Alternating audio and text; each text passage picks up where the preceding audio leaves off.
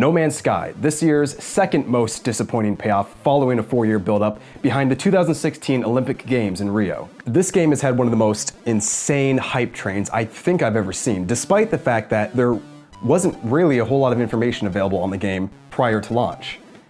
And maybe that's the key, because instead of people getting excited about what the game would realistically be, they were getting excited about what they hoped the game would be, which virtually guarantees that a lot of people are going to be disappointed. And that's the thing about expectations, is that the higher you set them, the more likely you are to be disappointed.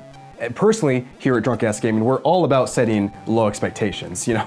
I mean, that's why I do these episodes so irregularly, because that way it makes each Game Update episode seem like a special event, instead of my inability to maintain a schedule.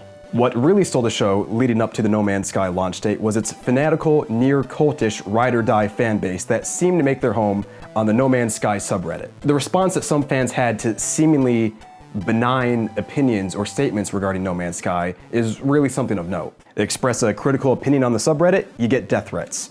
Write a lukewarm review for the game on your website, you get DDoS attacks. I mean, they even threatened to kill a gaming journalist because he reported that the game had been delayed.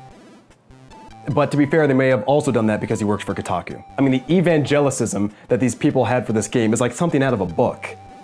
And the book is Call of Cthulhu. Well, by August 12th, the game was out for both PS4 and PC, and by all accounts, it's average. Currently, it has a 71 on Metacritic with a 4.9 user score. Many of the critics are praising the game for its scope and vastness, but criticizing it for its repetitive gameplay, lack of direction, and lack of content. It also seems to suffer from some performance issues on the PC, and the general consensus is that it probably isn't worth the $60 price tag. And I'm inclined to agree. Because for $60, you could start a pretty decent Beanie Baby collection. And you know, long term, that might be a smarter investment. I mean, guys, look, you can get Patty the Platypus for like $5 on Amazon right now, okay? Fucking Patty the Platypus. Patty motherfucking Platypus. So the game isn't terrible, it's not something that should be compelling people to send death threats to critics. Also, can someone tell me if this game has multiplayer or not? Do we ever get to see ourselves? No, you don't see yourself, so the only way for you to know what you look like is for somebody else to, to see you. Can you run into other people, other players on the game? Yes, but the chances of that are incredibly rare, just because of the size of what we're building.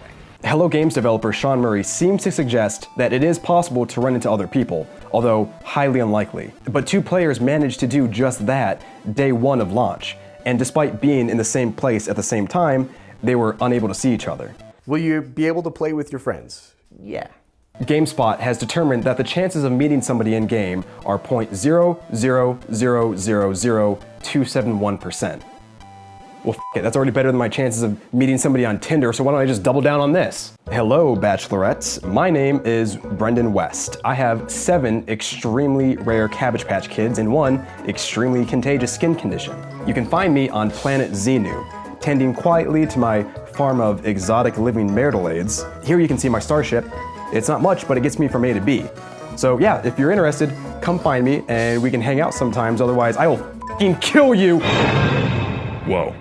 Where did that come from? Okay. Yeah, looks like I was accidentally subscribed to the No Man's Sky subreddit. Sorry, that place has a tendency to rub off on you. You know, I'm seeing all these big name YouTubers get death threats for talking about No Man's Sky, and I can't help but feel a little left out. Don't get me wrong, I mean, I've been trying. You know, I've spoken negatively about the game, I've insulted its fan base, and I even went to the No Man's Sky subreddit earlier and made a post saying, hey, have you guys seen this creature? And then there's just a link to this video. That's right, it's me, Shrek, and I'm riding dirty. And they certainly didn't appreciate that, but nobody's threatened to take my life. You know, I try not to do like your standard YouTuber call to action at the end of each video, but I mean, if you guys could just maybe think about leaving a death threat for me down in the comment section of this video, that would really just mean the absolute world to me. So don't hold back, be as creative as you can, and I don't know, maybe I'll pick like my favorite one out of the bunch and we'll feature it in the next episode of Game & Update. Thank you so much for watching. I'll see you guys in the next episode of Game & Update. Get fucked, scrub lords.